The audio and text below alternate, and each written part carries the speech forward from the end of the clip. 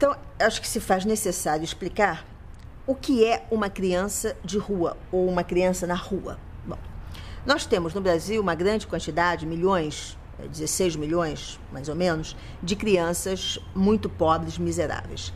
Então se pergunta por que nós não temos 16 milhões de crianças na rua.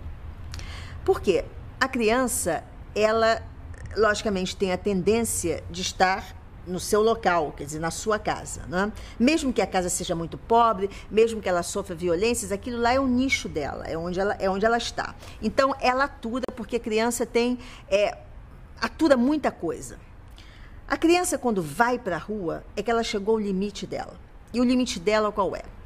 Fome excessiva, principalmente maus tratos, da mãe ou da pessoa que é responsável, porque a grande maioria dessas crianças não tem pai.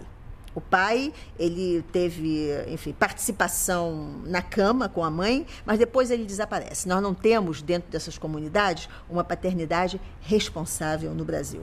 Então, esse menino sofre tanto, ele vive num meio tão violento, que um dia alguma coisa dentro dele se quebra. O dia que essa tolerância se quebra, ele vai para a rua. Porque eu tenho que explicar que as comunidades de onde essas crianças vêm são comunidades extremamente violentas. São comunidades totalmente dominadas pelo tráfico de drogas. Não há um dia em que não tenha um morto na rua, um morto de maneira atroz, esquartejado, uma orelha aqui, uma língua ali, um olho acolá. Não há um dia em que não tenha tiroteio entre as gangues do narcotráfico e a polícia. Não há silêncio nesses guetos que nós chamamos favelas. Todo mundo grita com todo mundo, existe muito pouca compreensão e quase nenhum amor. Então, isso dentro deles vai se construindo, né?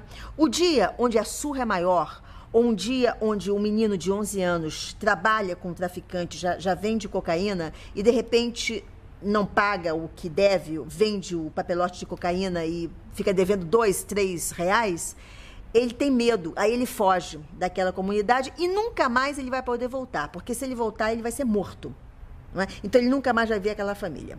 Todas as crianças que estão na rua não têm horror à sua mãe. Eles não gostam da mãe, porque a mãe representa para eles sofrimento. Por exemplo, eles são muito torturados. Nas famílias muito pobres, as crianças são pedintes. Normalmente, essas crianças que estão na rua já foram pedintes. Eles vão para os sinais, ou pedir ou vender chocolates, chicletes, essa coisa toda. E eles são obrigados a levar para casa pelo menos 20 reais, correspondente a 20 dólares por dia, porque esse é o dinheiro que vai comprar comida.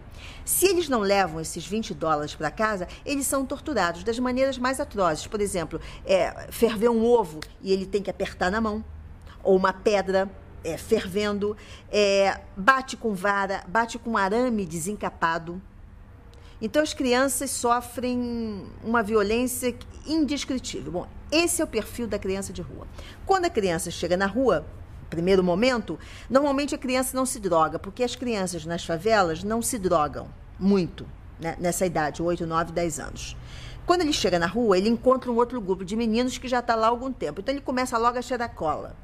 Por quê? Porque a cola tira fome.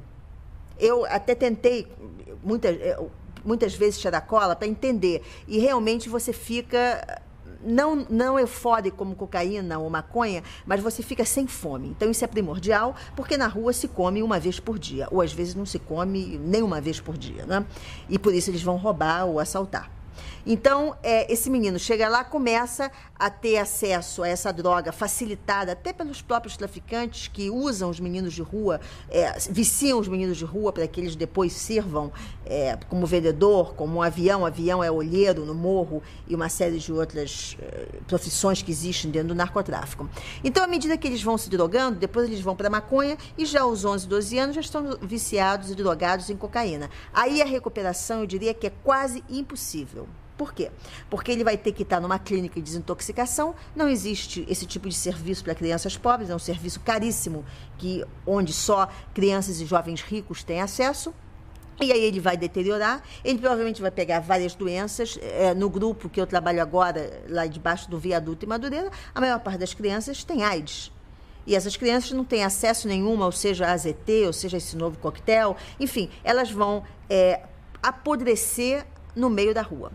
Então, o trabalho com as crianças de rua é um trabalho que não tem muito resultado nesse nível de problemas que eles têm, não é? São pequenas pessoas com grandes problemas. Mas é importante que se esteja lá. É importantíssimo que tenha alguém todo dia que vá para escutá-los, enfim, para resolver os problemas do dia a dia, sempre esperando, como no meu caso, de conseguir um dia tirá-los dali e conseguir um atendimento de qualidade. Esse atendimento de qualidade só vai acontecer via política, com muita luta. Por isso que a pessoa que trabalha como eu nas ruas e nessas favelas muito violentas tem que ser um pouco ativista social, tem que atuar muito politicamente, tem que denunciar muito, tem que ter acesso à mídia, enfim, tem que ser uma pessoa com certo carisma para poder, lá em cima, começar a modificar a vida dos lá de baixo. E eu tenho a dizer que a vida da criança e do jovem na rua é muito triste. Não existem sonhos, não existe perspectiva. As meninas fazem sexo a partir dos 7 anos de idade. Os meninos com 7 anos de idade também fazem sexo com outros meninos, não é? Porque existe muito menos meninas na rua que meninos. É uma promiscuidade, é uma falta de objetivo, é uma falta... Não existe moralidade, não existe parâmetro de conduta, não existe nada. Para eles só existe fome, violência e ódio de todos aqueles que passam e que querem que eles morram, mas que são incapazes de fazer alguma coisa para que aquela existência deles melhore um pouquinho.